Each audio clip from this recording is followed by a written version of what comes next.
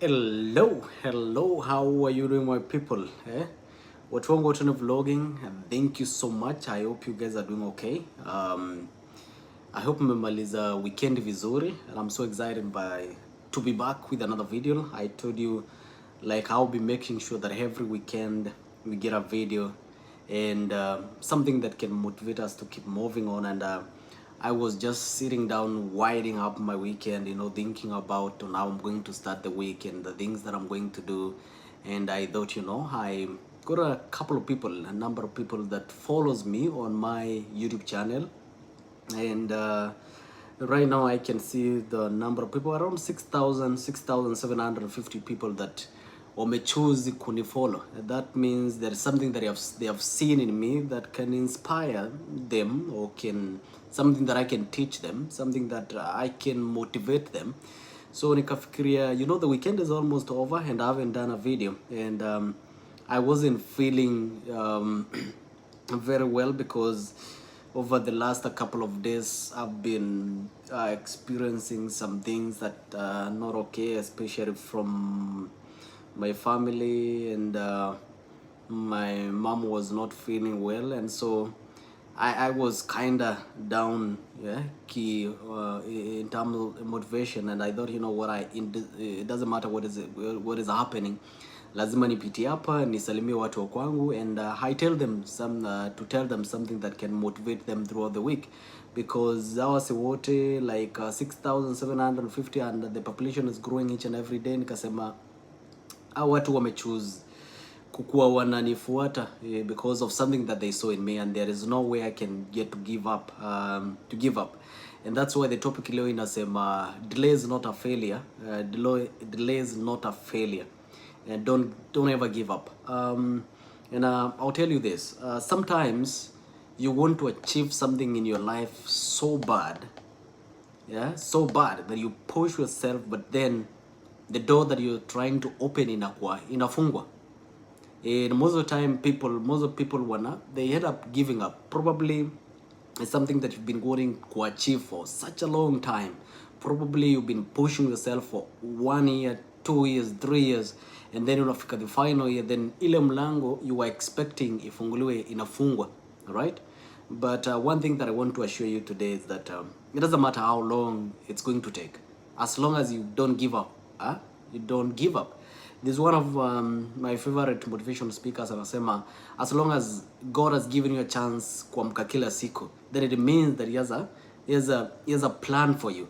There is something better for you. You don't just give up, because then if you give up, then that opportunity that he is preparing for you hautaipata. So mazee watu wangu, I just want to tell you that for whatever thing that you're trying to do in this life, for whatever activity, whatever business that you're trying to do, I normally tell people, you don't have to come to America, you don't have to go to abroad. You can make it in wherever the place that you are. You just need to keep pushing yourself. And I tell you, for some reasons, you're going to find yourself in the right place at the right time, and that thing that you've been trying to achieve, you will definitely get it. Okay, so you might be trying, probably umekuwa ukijaribu ku apply green card, umekuwa ukijaribu ku apply shule, but none of it is coming through for you. So what I'm going to tell you today is that it doesn't matter, right? Ukianguka leo, enda tena ujaribu kesho. Ukianguka kesho, enda tena ujaribu tena. There is no giving up in this life, because I tell you, this world, if you give up, then that's the end of you. All right? It's not a bad thing to fail. That's part of life. It's not a bad thing to fail. Okay, I'll tell you a story. One of these days wakati nilikuwa Nairobi, I'll tell you, this is a true story. I never thought that nitafika hii country.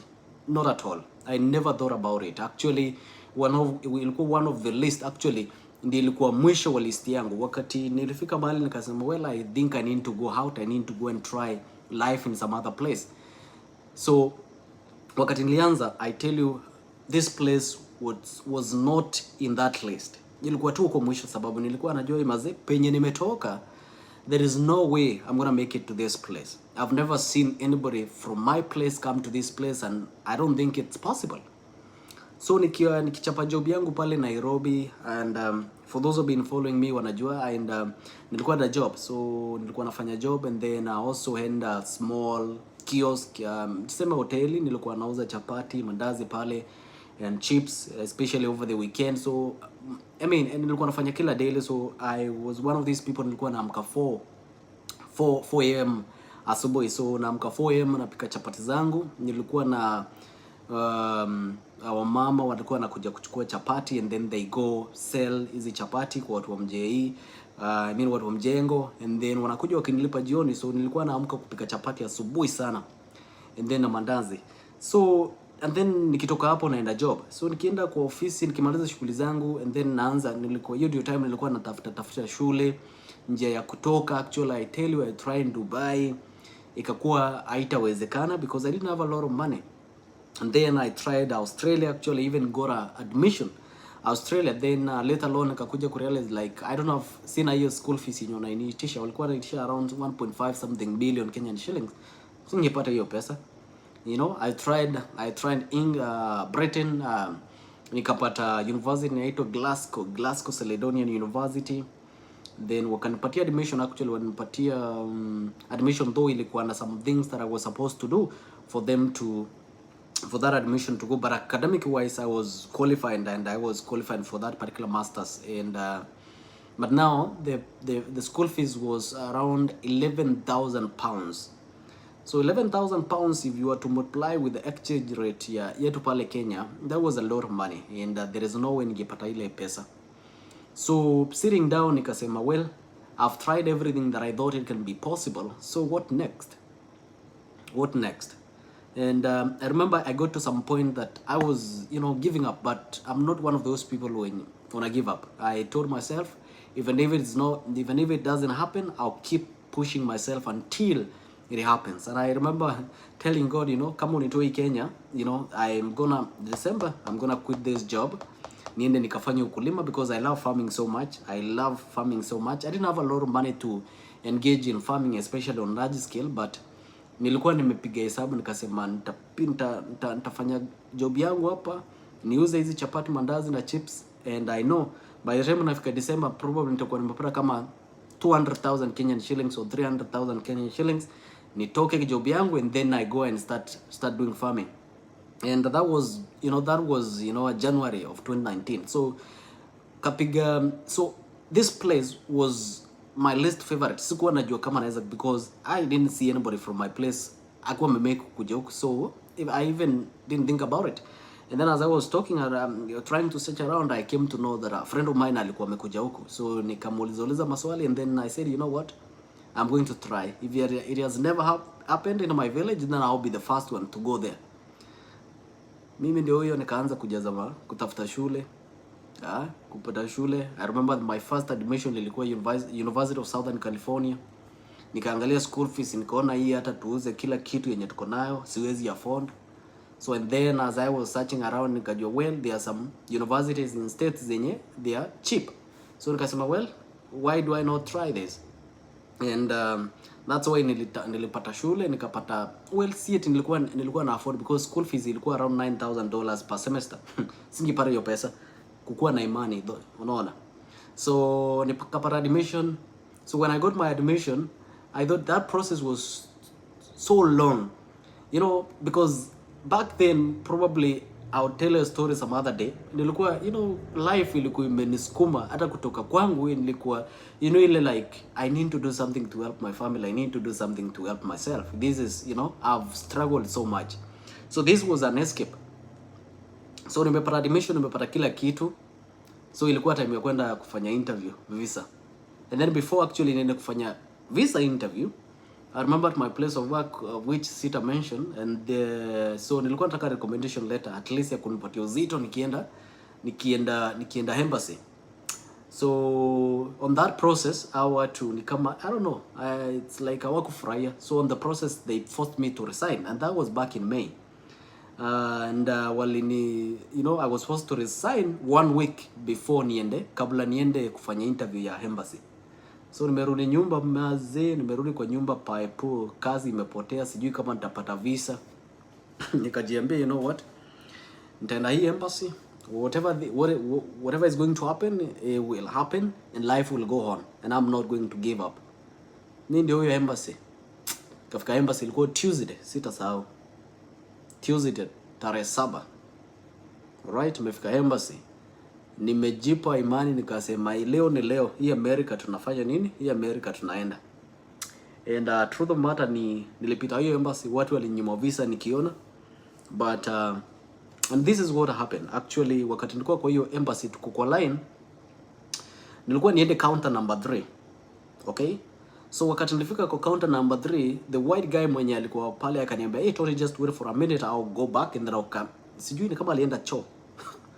So akaniambia, "I'll be back in a minute, just wait for me." So na mimi nilikuwa tense, nilikuwa nimeogopa vibaya because I didn't know what is going to happen. Nimeona watu wakinyimwa visa. By that time kulikuwa pre-COVID, tulikuwa tunapangana line tukifuatana, so hakukuwa na, so ilikuwa unaona mtu akinyimwa visa. So kufika wakati ameenda, nikajiambia no, sitangoja umse. So wakati naanza kurudi kwa line, the guy mwenye alikuwa counter number 4, a friend, I wish someday we know tutapatana tena. I wish tutapatana tena because alipata visa, tulikuwa kwa line pamoja, tulikuwa tunapatiana motivation na yeye, right? So wakati narudi hivi, ule jamaa akamaliziwa, then I told myself no, I'm not going back to the line. So nikaenda counter number 4. Jamaa akaangalia makaratasi zangu, akaniuliza maswali, why are you going to state, which school, how are you going to pay your school fees? I answered my questions. Akaniambia, "Tony, your visa has been granted. Go to that counter there, pay your money, and then they will tell you what to do." I didn't at some point sikuelewa hata amesema nini. What I know ni nilisikia ameniambia niende kwa counter fulani hapo nilipe kitu. So even going back home, I was telling myself, I never thought that one day I'll get a visa. Even a passport. Growing up, umepitia life imekulima vizuri until unasema, well, I don't know. I know I will succeed, but I don't know how. Right? So this is what I'm telling you. Whatever thing that you're trying to do today, uko na biashara, unauza mandazi kama vile nilikuwa nauza mandazi, unapika chips, unaenda kutafuta viazi, ukuje ukate hiyo viazi, we fry na uuzie watu chapati, mandazi. This is for you. Don't ever give up. And delay is not a failure. Sometimes I could have gone to that embassy na nikose visa, but that is not the end of life. All right? That is not the end of life. There are so many things nilikuwa nimejaribu but zilikuwa zina fail. I remember one time nikijaribu kwenda cadet but things didn't go well. Sikupata. Probably that is a story for another day. But I'll tell you this. If you're trying to do something, then don't ever give up. That is my message for today. That is my message for this week. I really wish you very well in whatever thing that you're trying to do. Keep pushing yourself, and I'll tell you what tunasema, chochote chawezekana kama utatia bidii, na kuna situation ambayo ni permanent kwa life. Ni wewe ujipush to the end, and of course always believe in God and tell him to lead you all the time.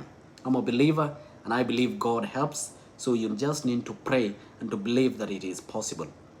But otherwise, I wish you very well. Don't forget to subscribe to the channel. Don't forget to like the video. Don't forget to share with your friends. And let us continue to grow together. I tell you, this is just but the beginning.